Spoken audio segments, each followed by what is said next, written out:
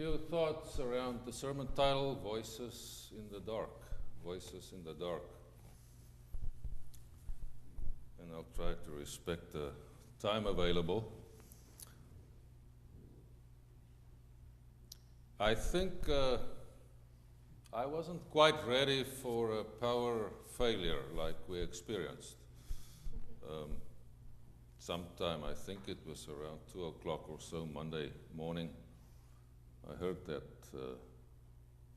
severe wind gust and didn't realize power was going down until the morning when I wanted to turn the coffee machine on. And it seems to me about the whole Topsfield and Boxford were without power, not to mention other towns. It was inconvenient, yes, being without power, and for us as a family, for Krista and I, MJ was in Boston, we were not quite prepared to be without water as well, because we just had the well drilled last year and with an electric pump, no water. So not expecting a severe storm like we had, I didn't collect any water beforehand, so there was nothing to fall back on.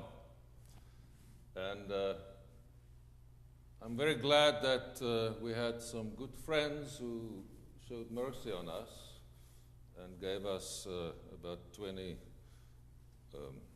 half-gallon bottles, milk containers, filled with water that we could use. So we bypassed that difficulty through the kindness of friends and enduring it with neighbors as well. We shared the experience, many in our neighborhood, also on wells or on a shared water system that didn't have water then. That was the easy part, though inconvenient. I never realized how dependent I am on the internet. And on the laptop as the instrument or the technology to get access to the internet, I don't like, a smartphone. It's sometimes too small to read, and I don't like swiping the screen and so forth. So for me, it was a nasty surprise when soon after, or sometime in the day, I realized I'm getting those blue messages on this computer screen that says the battery is done for, no more power. So I reverted to the cell phone, but that only lasts so long when it has to do the work of a laptop as well. And I at some stage arrived at the point where there was nothing else to do but to sleep, which was okay for a while, but what do you do when you wake up? You don't want to run out to your truck to charge the battery of the cell phone again, just to be frustrated by the small screen, and the Kindle's batteries was also done by that stage. So there was nothing else to do but to sit or lie around and to think. And sitting in the darkness, and sometimes going outside and sitting on the porch, listening to the sounds or the absence of sounds in the night.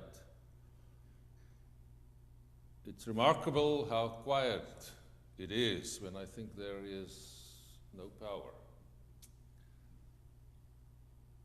It took me back to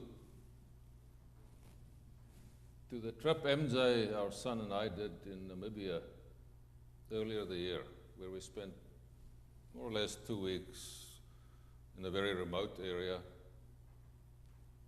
and we slept around a campfire each night. And also took me back to many years in Africa where you sleep under the stars with just the campfire. And then listening to sounds in the night, not of wild animals, that as well, but most often settlements, communities, of the people that you didn't see, that you didn't know was around during the daytime, but that made their presence known through the muffled sounds of conversations, and most often dogs. And realizing there are people around who live in villages, quite often speaking tongues that is foreign to the ear, that you don't understand and that you're excluded from the meaning of what they were saying.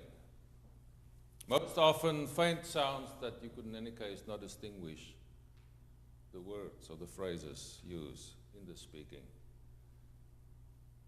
But realizing these people exist,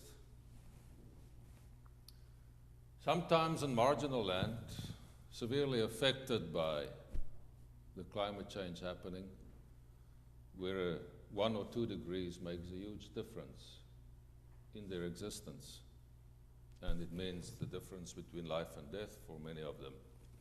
But listening to those sounds and thinking of how different those communities are from the communities and societies that we are embedded in and the value systems that we often embrace, and that are facilitated by accelerated developments in technology, advancing at a pace that is, I think, reaching a stage where it is difficult for us to understand what is happening around us and what is also happening with us.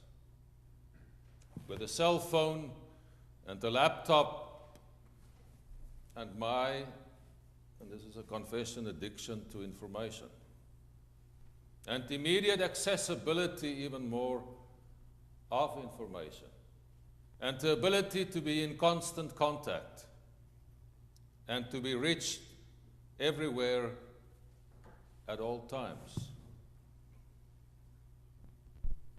Those communities that are so different, not only in that sense, and sometimes it's surprising, even in the remote Namibia, to find that they have a better cell phone system than we have.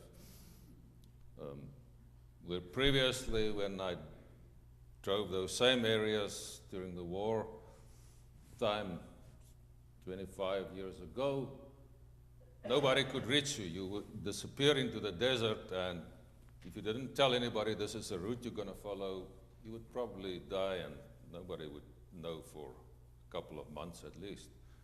But this time you could be reached by cell phone. In most areas except where we traveled, still no cell phone coverage there. But these communities are so different in the sense that they embrace a way of being in the world, which is, and some of you may have heard the term known as Ubuntu. A philosophy about life that is difficult to translate into English and especially difficult to translate into our value systems and our understanding of socioeconomic matters. But meaning more or less that you are, or I am because you are. That we only exist because we are part of a web of relationships. And without that web of relationships, without the people around us constituting the environment in which we are embedded, we do not exist. That existed in extreme forms in ancient cultures as well, where the most severe punishment was to be expelled, ostracized from a community. And that was the same as death for that person being expelled. Because then, in their own view, they are dissolved. They are no longer a person, they no longer exist. Something of that still present very much in many communities. And it made me think of what research now indicates, the increased use of screens and especially virtual communities, where individualism is absolutized, where we are more and more existing as individuals, and where the community we experience is in the form of virtual reality, where there is very little responsibility and commitment to a relationship, where a relationship is created with a click or with a like, or with the acceptance of an invitation, and a relationship is dissolved in the same way. And the obligation we have in that virtual reality is to like a picture or to write a brief commentary. And then another result of that is that truth is no longer absolute in any sense. That it is relativized, absolutely. That there are no more big truths generally accepted by each person, each individual with his or her mouse or screen. Each individual has his or her own truth that is just as valid as the next one. And I was wondering about that, and as my thoughts wandered, listening to voices or the absence of voices in the night, I thought of Paul and Jesus and their wandering, walking by foot mostly. Sometimes you're fortunate, a donkey, or if you're wealthy and powerful, perhaps a horse, or a horse-drawn carriage or something like that, and sometimes by ship. But thinking about their communication as well, where we're so used to immediate and all-time access to information and communication. For instance, Paul, writing this letter to the Corinthians, a seaport, with the typical ails and benefits of a seaport, a rich culture with a rich crime rate as well. A lot of stuff going on, a lot of competing religions, and this fledgling religion, the Jesus movement, also being present there. And Paul writes to the people in Corinth, and he speaks about people that he has a relationship with. And he speaks from a background, and you can see from an attitude of the assumption of unconditionality. He doesn't wonder, is this one going to do that? He just says, he will come, or he will visit you, and I will come there and I'll stay with you for so long. And if you think about it, this letter probably took weeks, if not months, to reach them, because it was carried by hand, probably carried by foot.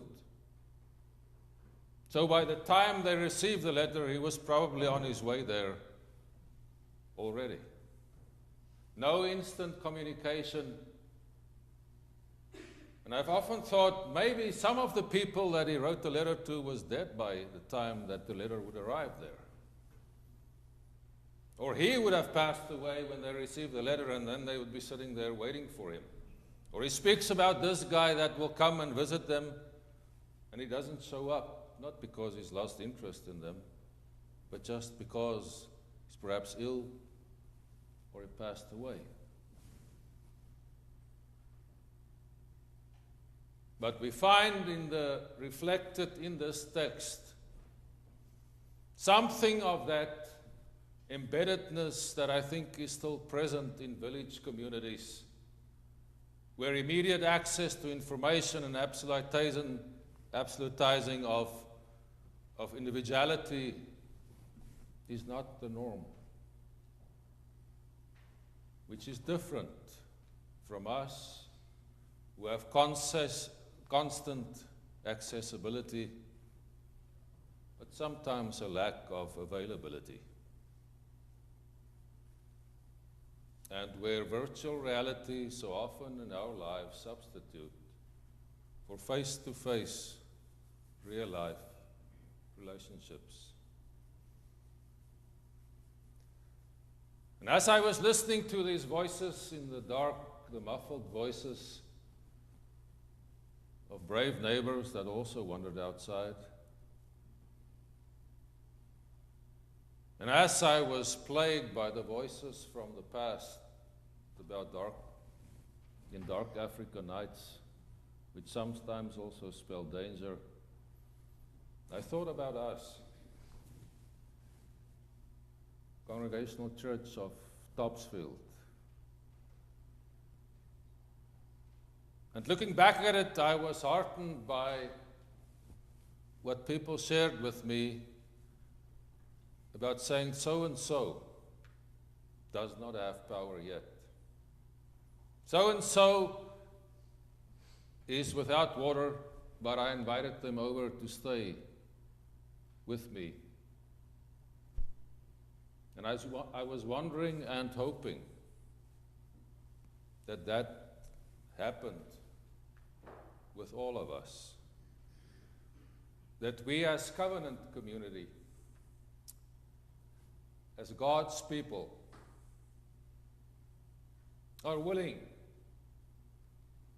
not only to reap the benefit of the wonder of technology, but to also maintain those personal relationships, born not of being nice or polite or correct, but born from the Spirit that fills us and an openness to that Spirit to walk in the ways of Jesus and also of Paul. To be God's people, filled with the love of God, building relationships and embedded in a web of relationships that bears testimony to the love that we profess, that we believe in. May voices in the dark mean for us the stillness that comes with the ability to hear the voices of people around us. The people sitting with us in the pews today, people in the database of this community, people living around us. But may we also, through the listening to the Spirit and through the Spirit, hear the voices of other people in other places in the darkness of violence, of war, of oppression, the darkness of suffering. And may we never become deaf to those. May God help us to live in obedience to the Spirit and hear those voices clearly, with clarity, so that our lives may be filled with light and we may be the light.